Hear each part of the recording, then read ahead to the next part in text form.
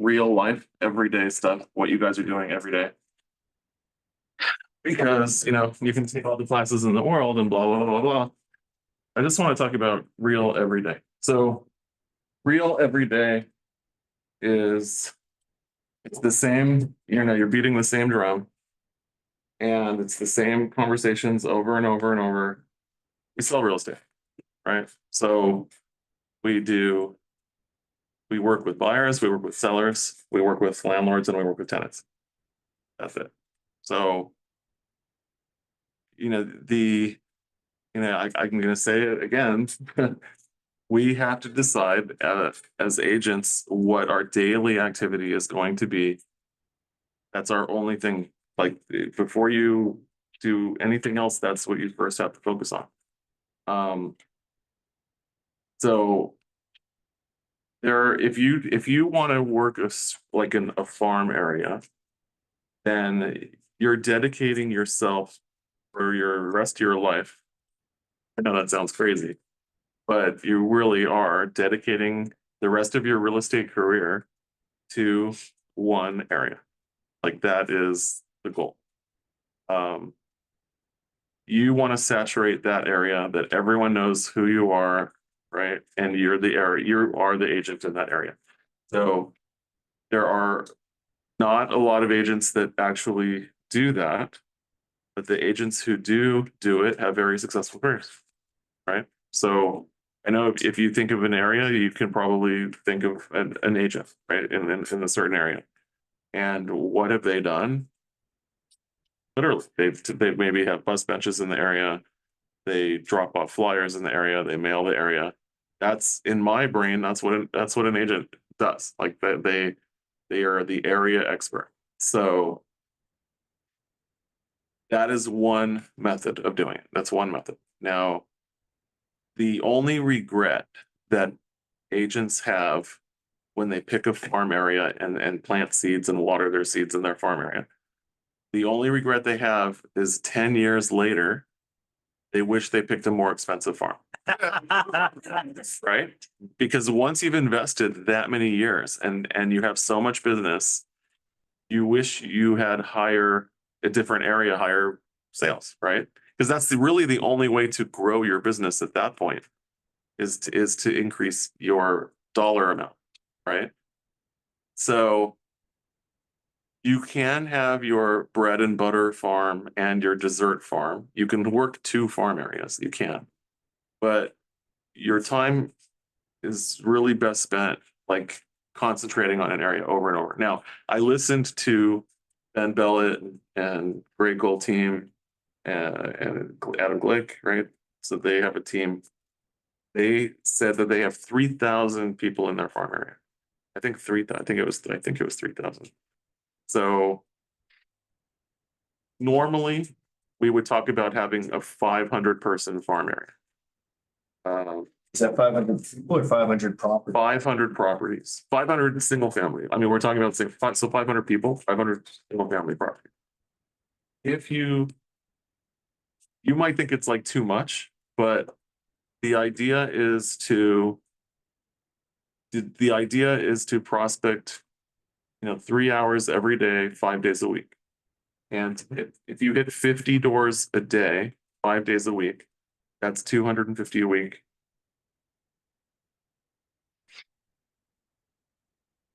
Sorry, you hit 20 doors a day, right? 25 doors, 25 doors a day. 25. My brain is not working. It's 120. You do 5 days a week. If you hit 25 doors a day, that's 500 a month. Right? Yes. Okay. So that's the goal. It's to hit 25 doors a day, 5 days a week. Sunday is open house day. If there's open houses, like you have to take a day off. Like you have to decide what day that you're going to take off. A lot of people will take off. Never. No, I'm kidding. You do need a day off. You need a day for yourself. So that day might, out of necessity, be a weekday while things are open, right? Like, if you take a Saturday off, You might not be able to get places that are closed Saturday. If there are places still closed Saturday, maybe everyone's open because things are so priced so high. Everyone has to stay open. Make a living. It's like really. Are you talking about actually knocking on the doors for I mean, actually walking around the neighborhood, knocking on the doors. and leaving calling cards or Yes, material? The other guy said pumpkins. right. So I know. So Chad Lund, who I've worked with, he's a really nice guy. He works in the Westwood area. Historically, he's been a door knocker forever.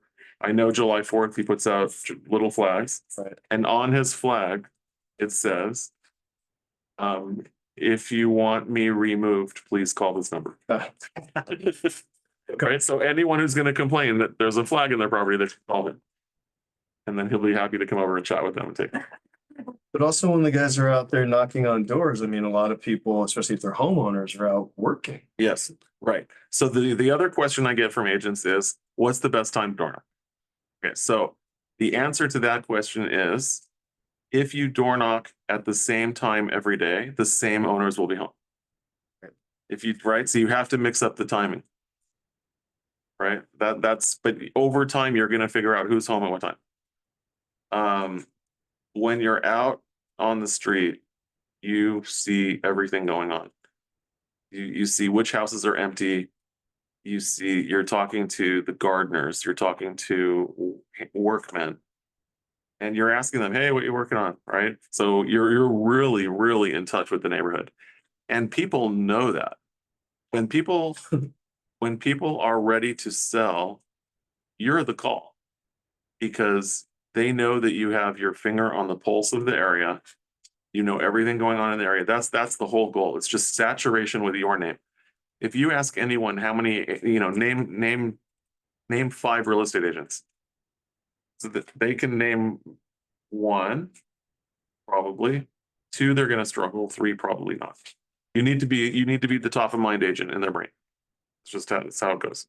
So when you pick your farm area, that's going to be knocking on doors, calls, a postcard to that farm area. No matter where you get a listing, you're going to mail your farm area, just listed, just sold. So you have to figure, if you're going to mail 500 postcards, how much is that? Because then it costs you like $250 probably. So you need to plan on $500 for a just listed card and a just sold card to go out to your farm. Right, that's how much it's going to cost over for that. Every single property that you list, they get a postcard. Every single property you sell, they get a postcard, whether it's in your farm or not. So it's just complete saturation, right? They're going to think that you own the world. Now, when you have an open house on Sunday, everyone's coming in saying, hey, they're right. You know them. Your signs are there. I mean, even when at that point, even if there's someone that's totally unrealistic about price, you would still probably take their listing just to have your sign there at that point, so no one else is in your territory, right? I don't like to take overpriced listings because it's a waste of my time, waste of my money. I don't want people thinking I take overpriced listings. But sometimes there's a strategy to do it. Like you should do it if it's on a corner and people are driving by and seeing your sign, right? And as long as the seller knows they're overpriced, right? They know, but they're gonna blame you no matter what. Even if you have a conversation with your seller up front, we're 200,000 more. You're asking 200,000 more than this property is worth, basically. But I'll try. They're gonna be pissed when you can't get them the extra 200,000. They're gonna be upset with you. So it's just how it is. So you just have to continue the conversation, remind them that you had a conversation, tell them it's not your fault, keep the communication going. Now we also need to talk. Now that's just area farming. Now, if you want to do that, I will give you names, phone numbers, email addresses of farm areas. So if you come to me or email me and say North Street, South Street, West Street, East Street, I will give you that farm area. No problem. So what I've ended up hearing from people that I've been giving these out to is that, everyone is on the do not call, right? Because my things say do not call, which numbers are on the do not call list. But I do give you like 3 or 4 or 5, even sometimes numbers for each person. The do not call fine is like $42,000 I've never heard of that happening, but it could happen, I guess, if someone's really in a bad mood. And they want to persist.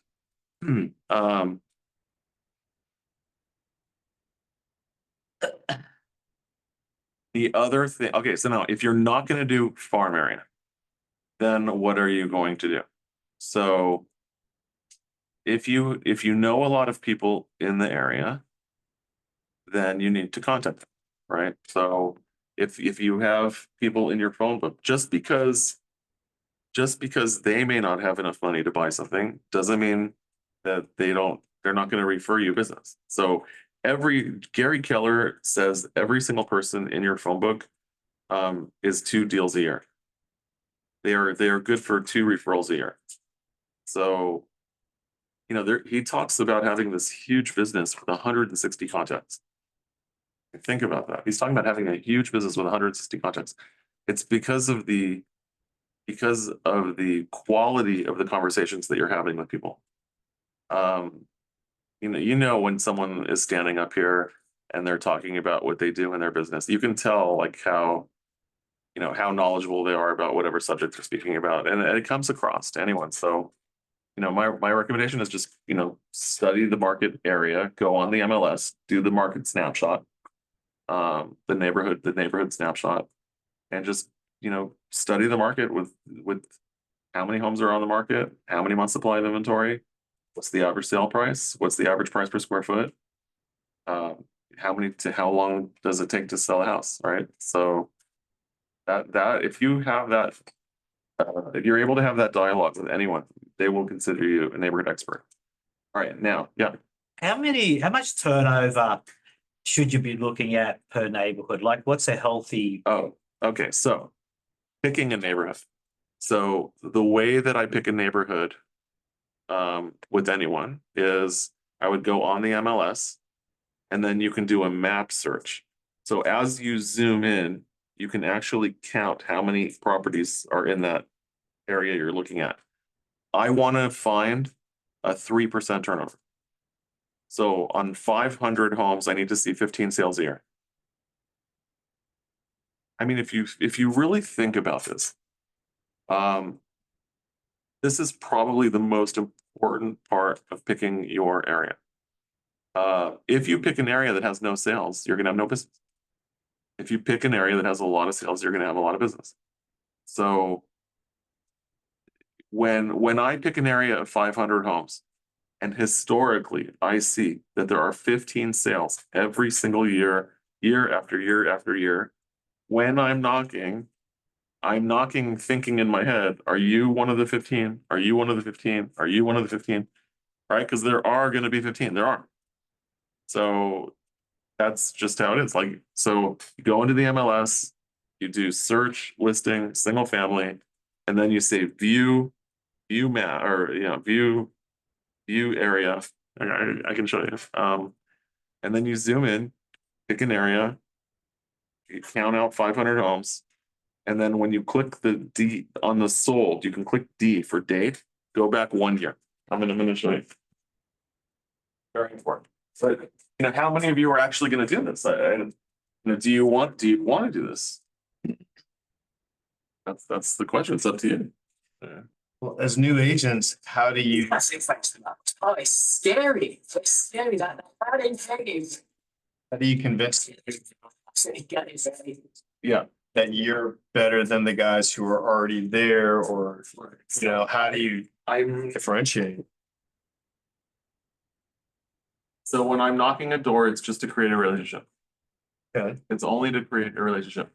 The fact that I'm going to be knocking over and over and over again, that is what's creating my value.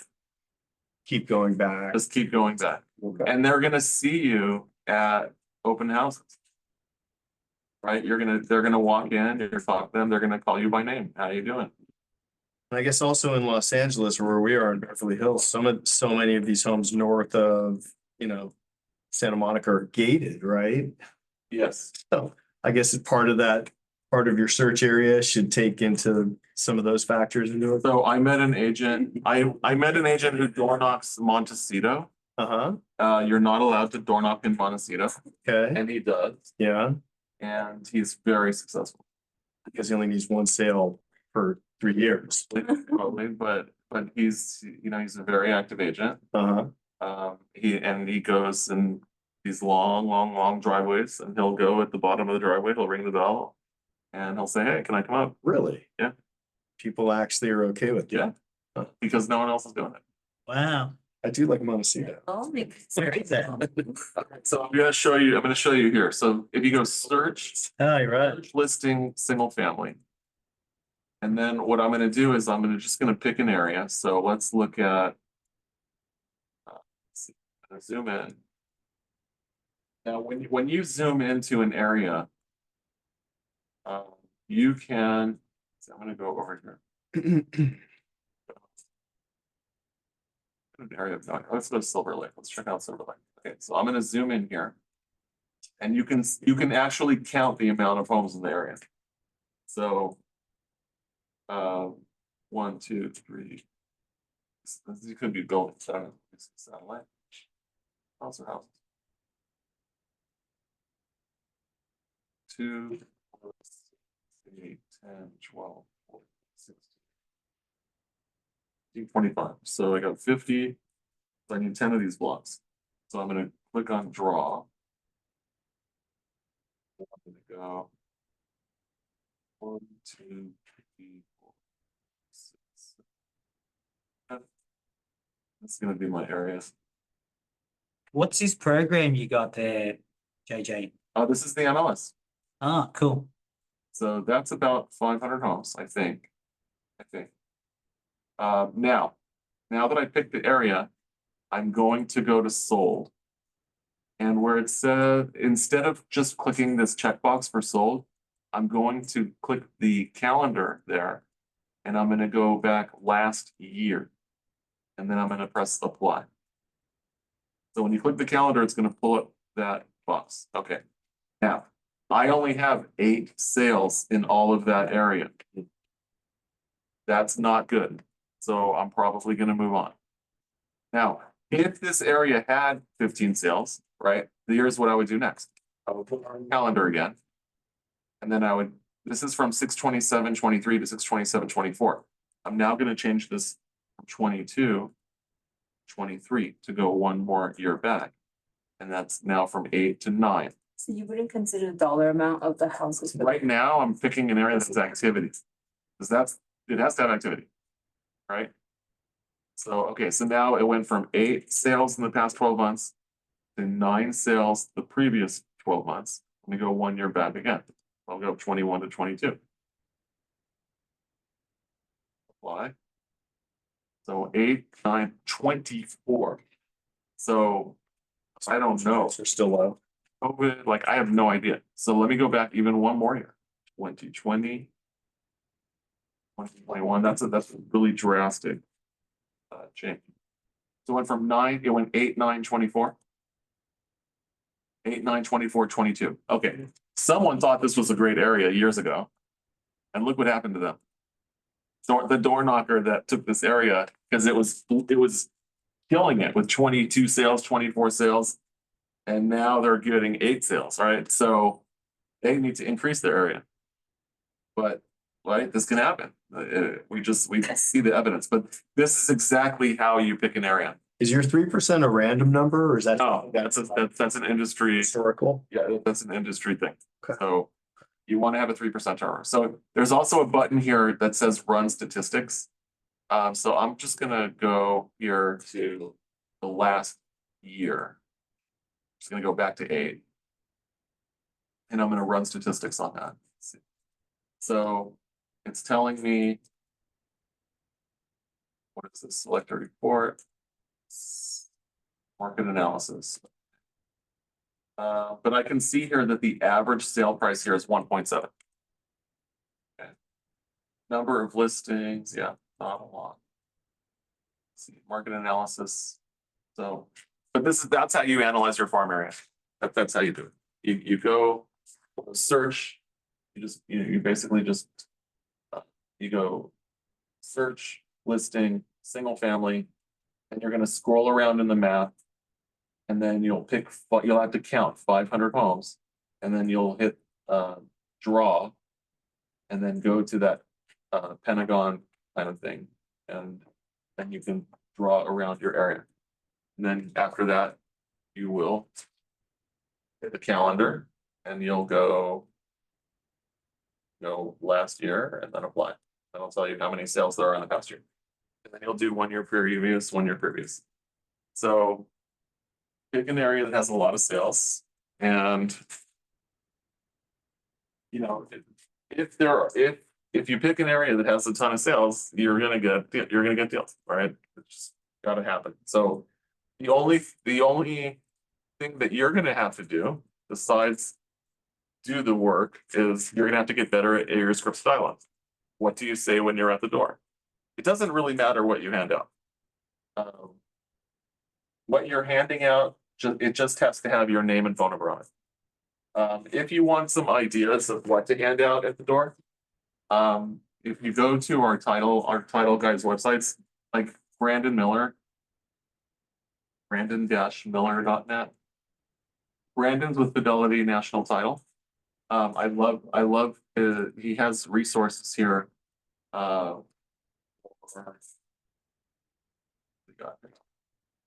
Resources. You can put ADU information out. That's probably great, to put out there. Transfer tax information. But there's here educational flyers. See this? So brandon-miller.net. So he's got educational flyers. On that, there are lots of flyers that you can put on the flip side of whatever it is you're handing out. Don't lose the opportunity to print on the back of whatever you're handing out. So, why do you need title insurance? Methods of holding title. That's a good one. There's a lot. Look how many pages there are of stuff to put in here. So a really great one to pass out is there's Proposition 60 and 90. Bless you. So Prop 60 and 90 have to do with, here's Prop 19. Prop 60 and 90 have to do with transferring your property tax. If you're 55 or older, you can keep your old property tax to a new property. You can do it 3 times. So if you bought a property 30 years ago for 100,000, and it's now you sell it for $1 million, you can now buy another property and take that old property tax that you had based on the 100,000 and move it to a new property. Okay. Now it used to be with Prop 60 and 90 that you could only buy at or below that same price. They came out with this new thing called Prop 19. And Prop 19 actually allows you to buy a more expensive property. And you can transfer that $1 million to $1.5 million property. You'll pay the old property tax on the $1 million and the new property tax on the extra $500,000. So these are great to put on the back of your flyers that you're handing out. Right? It's also great to know, you can just read up on some of these educational flyers. You can trade up 3 times. You can do it 3 times. They'll let you do it 3 times. Does it have to increase each time or does it matter? No, it doesn't matter. You can go up or down. Oh. And you have 2 years to do it. Okay. So, so you're gonna have 2 sales, right? There's gonna be the sale, the original property and the replacement property. Right. You have to apply to the assessor on a simple form after both properties are sold. So once both properties are sold in a period of 2 years, then you can apply. That's great information. Right. I mean, because most people that I talk to that are even considering whatever, they're always freaked out about that. The property tax is This property, moving to new ones, it's gonna be so much more. amazing. This is amazing. Did that take the place of Prop 13? Okay, so Prop 13 says that your property tax is limited to can't go up more than 2% per year. Right. Your assessed value can't go up more than 2% a year. So whenever I do public records, I look to see 2%, 2%, 2%. I want to see that it's only gone up 2%. I'll show you. Just to verify it? It just shows me if something went on at the property, like if it was sold or transferred. Got If it. there was a reassessment. So here, if I look at one of these properties, I'll just click on the MLS number. So this property here, gorgeous. I'm going to click on the address. It'll take me to the public records. And on the public records, it shows the history of the property taxes.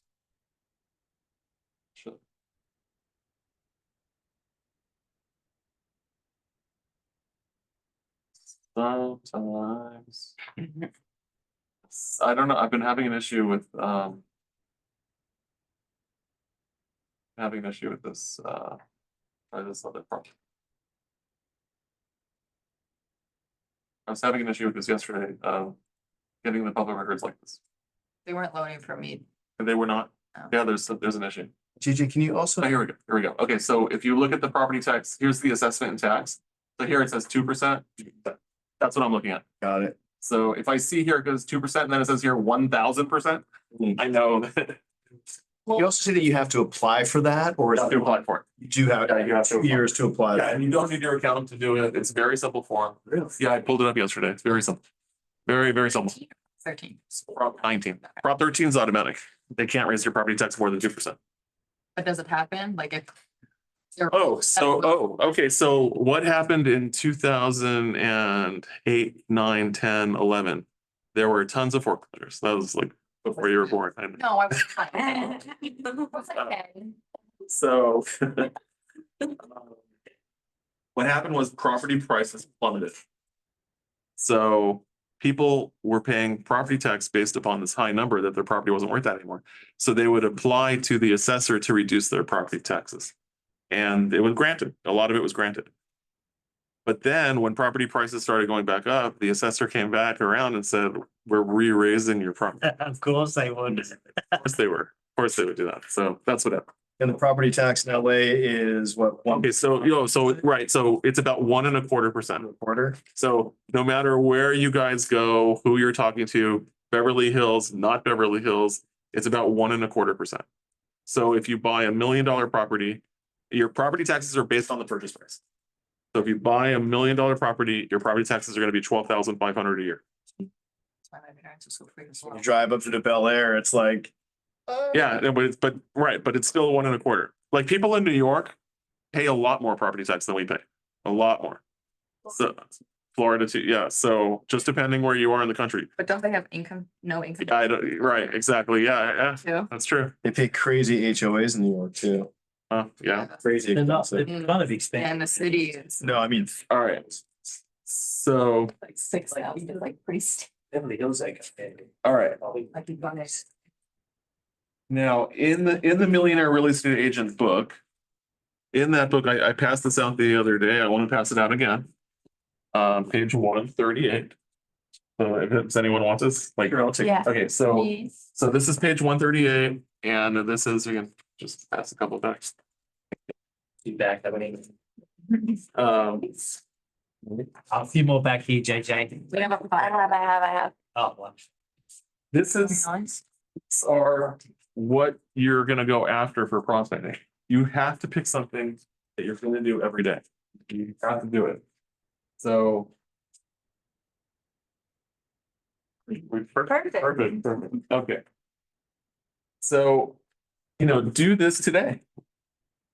You need to do this today. If you haven't done it already, today is the day, right? So you have to figure out what your daily thing is gonna be. If your daily thing is to call your contacts, then that's what you have to do. Then today you have to, after this class or after next class, you have to go and sit in a cubicle or in an office or go, somewhere and start making calls. You have to do it. If that's not what you want to do, then you have to pick one of these. I mean, you have to pick something. So what is it that you're going to do? Are you going to go after for sale by owners? How do you find for sale by owners? You're going to be driving around neighborhoods looking for sale signs. That's going to be a waste. That's a lot of time. You're not going to have enough of them to go after for sale by owners. Expired listings. So that is a fantastic market to go after. There's a lot of competition. Now there's going to be competition in no matter what you're picking. So it's easy to talk yourself out of something right? Because you'll say there's too much competition, there's too much competition. There's competition in everything. And that it's really about you and your persistence. I used to say that the money is in the follow-up on the 5th call. Like you have to call the 5th call, that's where the money is. And an agent said to me, no, the money's in the 9th call. Okay, so, and we'll talk about that. So this is like not losing people that you're talking to. So let's just go through these real quick. So expireds are people that tried to sell and they couldn't. That's good. Like, it's not good for them, but it's good for you. Just sold. This is if you are someone who just sold their property. So, Might be looking to buy something else. too. you know, it could be somebody that sold and you're going after a seller, like, a little tricky. But it could be a new person that comes in the neighborhood and you're like, welcome to the neighborhood, even though you didn't represent them. But someone moves into your farm, right? It's your area. So you're like, they're in your area now. You need to reach out to them, right? This could also be going after a seller, but we're not allowed to solicit. So anything that we hand out, it has to say, if your property is currently listed with another broker, this is not meant as a solicitation. You have to have that disclaimer on there. Because soliciting is a no. That's what's in the ethics. It's an ethics violation. You can't solicit. What is soliciting? It's going after an active listing. So, you know, you think I'm going to be clever as an agent. I'm going to go on the MLS and I'm going to see all the properties that are at 87 days, or all the properties that are right. Because I think people have 90-day listings. I'm going to call the sellers right before, you know, day 86, 87, or 120 day. I'll call them on day 117, right before the listing is going to expire. I'm going to reach out to all these people and try to get their listing, right? So they don't renew. That's soliciting. You can't do that. So even if the content's like Happy Mother's Day, you still have to have. Okay, now, yeah, everything you send out has to say, if your property is currently listed with another broker, this is not meant as a solicitation. You have to have that. Now, if, right, so now you know, if you're sending out cards to an area where there's a lot of active listings, that's okay. Because you're not selectively sending it to people that are for sale. You're sending it to an area, right? So if someone calls you and say, hey, you're soliciting my client. No, I sent out to the whole area, right? Different. But what's weird is when you have a listing and agents are leaving flyers at the front door. That's weird. But that is, right. So, so going after just listed, I would call that circle prospecting, just listed. So I know a very successful agent here, and this was like an epiphany to him, that when a property comes on the market, it gave him an excuse to call the neighbors around that new listing and say, you know, hi, this is JJ Wallack at Keller Williams, Beverly Hills. I don't know if you know, but there's a property that just came on the market around the corner from you. And now's your opportunity to have friends or family buy it and be your neighbor. Can you think of anyone that would like to live, that you would like living next to you? Can I get their number? Did that work? It works. Yeah. Yeah, he sold pretty good. Like, sold a few properties like that already. So not in Beverly Hills. Right. So that is excuse me, that's a just listed. Excuse me, that's what we call circle prospecting. So any property that comes on the market, and I'll give you the numbers. You can come to me, I'll give you the numbers. The property comes on the market, you draw a circle around it, X amount of people, and you call those people and you say, you know, hi, I'm calling from Keller Williams, Beverly Hills. Just so you know, this property just got listed. Do you have any friends or family that you would like to have as a neighbor? You know, this is a great opportunity. Can I get their number? So that's it. So what else here? Geographic farm area, we talked about apartments. So first-time homeowners, first-time buyers are a great thing to go after. Banks making relationships with asset managers. Okay. The only thing I want to talk about besides that, you guys have to pick something. There has to be a daily activity that you're going after. This is crucial. Once you do this and once you do this, you will have business. You're going after it. It might take a little while, but you can't have activity and nothing come out of it. You sometimes have to go through a few of these to figure out what your niche is going to You be. can, yeah. So red light, green light. You're going to do something until it works for you. Once you get something working, you stick with it, increase it. If something just doesn't work, try something else. Don't be afraid. Right. So if you're going after something and after, and nothing's coming out of it, then you have to try something else. Got it. But I can tell you with door knocking specifically, it might take you 13 months before a deal comes out. You might get lucky and have a deal the first week you go out, but don't quit in month 11. If you're going to do a geographic farm area, it's important to stick with it over a year, because once you hit your first listing after you're saturating your farm area, it's game over. You now have a listing, you have everyone coming into your listing. Now you have to, that's your job interview. When you're doing your open house, that's your job interview for all the neighbors. So they're seeing how you present the house, what you're handing out, how you're speaking to people coming in. All right, now lead capture. What are you doing to capture your leads? So this is what I use on a daily basis to capture my leads. It's just a calendar.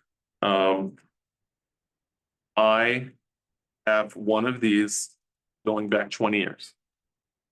So when I started real estate, these were being handed out by title companies. They would just come to the office and they would hand these out because they want your business. So I got in the habit of using it. And then, I'm very tech. But when I'm driving and someone calls me on a property, I'm not sitting there entering everything on my phone number, name, taking notes, what they're saying. You can't do it. It's impossible. So what I do is I have my pen in the day of it. Okay. And then if I get a call today, right? Today is the 27th. So, okay. So I'm going to go to the 27th. I see the phone number on my phone. I'm going to write down the phone number. I'm going to get the person's name. I'm going to write down the property they called about. And then I'm going to take notes on my conversation. I've captured them here. I can go back here 5 years ago and find them. The only thing I can get mad at myself about is that I didn't take good enough notes after I hung up the phone with them. That's the only thing. Because sometimes I'll have a name, a phone number, and a property, but I didn't take any notes, like what was my conversation. So, but this is the system that I personally use. Someone came to my office a couple of days ago and they handed me a beautiful little calendar from a hotel. And they said, here, you can have this. And I said, thank you. I'm not giving it to someone else. I was very nice about it. Like, thank you so much. But I use one thing. And if you're a Post-it note person, forget about it. Like, you can't do that. You can't scribble here. Oh, I got a new pad. Oh, I got a new pad. You'll lose everything. You can't keep track of people like that. So you have to have a lead capture system. It should be one thing that you're doing. Now, it can be command. It can be KW command. So as soon as someone calls you, you put them into KW command. You put notes. You put a date to follow up with them. And then KW command is built to take someone from a prospect, to nurture them, get to an appointment, get to make them active, meaning an active seller or an active buyer, and then get them into contract and then to close. Like it's made for that. So again, you're gonna have to pick something that you're gonna do every day. Pick how you're gonna capture your lead so you stay in touch with them. This is something else. This is my analog system. I think I showed it. I'll show it again. This is how you can have one of these notebooks for everything that you pick to do. If you go on Amazon, you can buy these date dividers. So this is a date divider 1 through 31 for 31 days in the month. And then you have the months of the year, right? Very, very simple. So today is the 27th. So everyone that I'm calling today is going to be here on the 27th. I'm going to print one page. Either it's going to be a public record or it's going to be something, one page. It can be a blank page, whatever it is. That person that I'm calling, I'm going to take notes. When am I going to follow up with them? A week, 2 weeks, whenever I'm following up with them. Let's say today is the 27th and next week I want to follow up with them on the 5th. So now after I take my notes, I take it out, I go to the 5th, and I put that here. And I go back to the 27th and I make my next call. When I come to the office on the 5th, I know everyone I'm calling already, right? So here's my follow-up. This is how you don't lose anyone. So That's it. It's such a simple system. What's the name of this? So this is called a calendar dividers. Love it. I mean, I think they're $3 or $4. I paid a little more for these like copper grommets, You have to scale. right? So if you're calling, this book's gonna get thick, by the way, right? This is a very narrow binder. As it grows, you're gonna get thicker and thicker binders, and you're gonna have more and more people to contact. You should be making 3 hours of phone calls a day. Eventually, it should get to that. So, this will get pretty thick. If I need to follow up with someone in 6 months, I'm probably gonna put them 30 days later. Because I will probably follow up with them monthly. I don't want them to fall through the cracks, right? But if for sure there's someone I'm gonna follow up in 6 months, then I'll just go 6 months later, right? And I'll know exactly, I'll have all my notes. So great system, easy system to use. Yeah. Question, with the contacts and with social media and texting and emails, phone, seems to me there's a hierarchy of person, connection. Texting is usually lower for me than emails, than phone, because you have to talk to somebody. But starting out sending contact or with the contacts, would you recommend or not recommend pinging people with information, maybe your business card and that sort of thing? Because at least, if otherwise you might be getting a mailbox via the phone, they may or may not be there. So Thoughts on that? So my thoughts are maybe give a lot of choices and methods to contact you. Right, so Email, text. so so our KW websites, so lead capture websites, that means we have the option to set on Keller Williams how many properties someone can look at before they need to register. Because you'll get something on your phone that says someone signed, you have a new lead. Okay. But if you have a website, you do have a website, but you can just go to like QR code creator, QR code generator, Mhm. and here generate QR codes free. Oh, right, and that's what you Yeah, and just text over. URL, it'll give you a QR code, and you can put that on all your advertising. Yeah. So all your advertising can have your website, you can have your domain, Yeah. it can have your QR code. But everybody whenever I start a deal with somebody, I ask them, what is the best method of communication with you? Do you prefer texting, emailing, or calling? Yeah. And I need to contact them on what they like to do. I can't make them do what I want to do. Right? I have some very elderly people that love texting. I love it. But I'm always afraid with elderly people that they're not good texters. They're not texters. And do you think that's a good intro for some of us who are new to sales to be sending out, again, to be like, in the contacts, hey, this is Noah, and now I'm doing this. So if you want to, is that best as a text or an email or, and also, knowing that time is. It's like everyone communicates differently. Yeah. And even when I have a new listing and I'm advertising my open house, I still pay the $79 for the LA Times app. Are people looking at the LA Times? The older people are, Yes. right? So just going Do everything. I don't know where my buyer's coming from. So I have to mass market it to everyone. Okay, Could you distinguish? Yeah. Between your calendar notebook and your binders? yes. So when I'm driving in the car and my phone rings and then someone calling me about a property, I'm immediately gonna pull over, and this is next to me. I'm immediately gonna pull over and I'm gonna take out my pen and I'm gonna write down and then I'll drive away. I captured them And then you transfer the. and then they become a contact. Yeah, and then they'll be a contact. Yes. Correct. But because I wrote them down here, I can find them 5 years from now. So I just know, as an example, I was talking to someone that was looking for a house with a recording studio, and I captured that. 5 years later, I found a house with a recording studio that I wanted to tell them about. I just went to my Finder 5 years ago, and I was looking, and found it. So it's really important that you take good notes about the conversation that you're having. And that's it. You just know where it is. So that's the whole goal is not to use multiple sources. Pick one and use the one. So that's what I have 20 of these. And then if you have 500 houses in there, you'd basically have 500 pages in. That's a little different. That's it. That's a little different because the people that go in here are my phone call people. Okay. So my farm area, I'm actually on the street knocking them. But I could have a separate notebook for different things on farming. So I might have one of these for my farm area. I might have one of them for divorce attorneys. Right?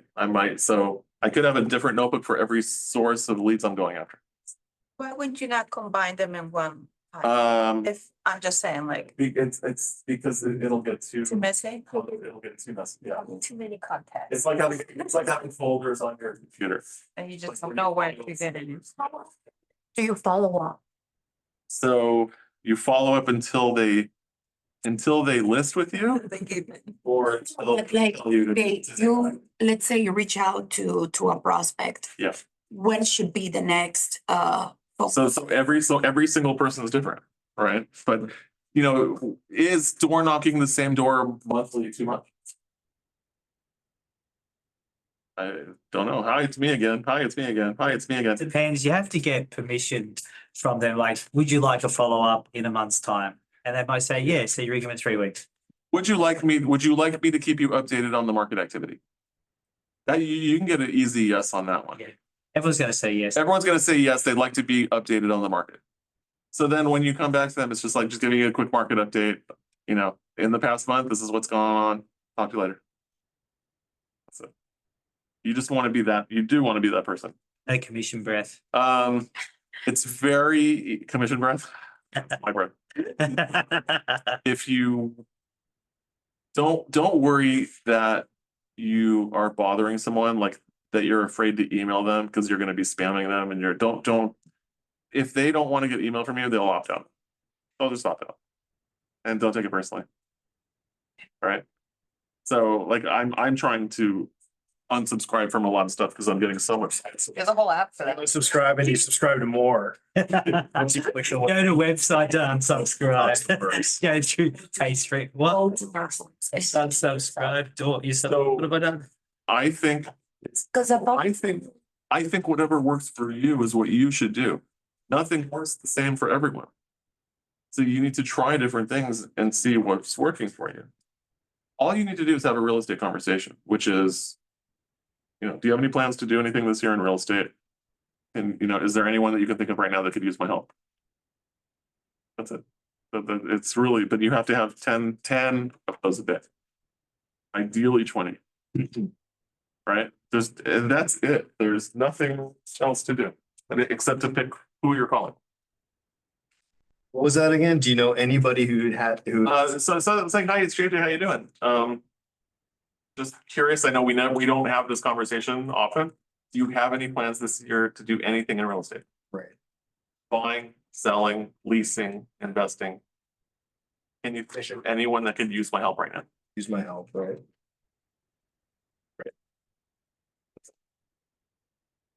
I don't get any phone calls from realtors. I get tons of postcards. Yeah. That's where you get. So, okay, we're gonna do leasing in a second. I'm just gonna get some coffee because you need more. we're grading you. No, I don't. I wish I could transfer my coffee to you. Okay, so let me sign out.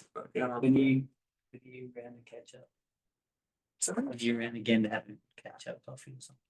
All right, so I'm gonna sign out, guys, and come back.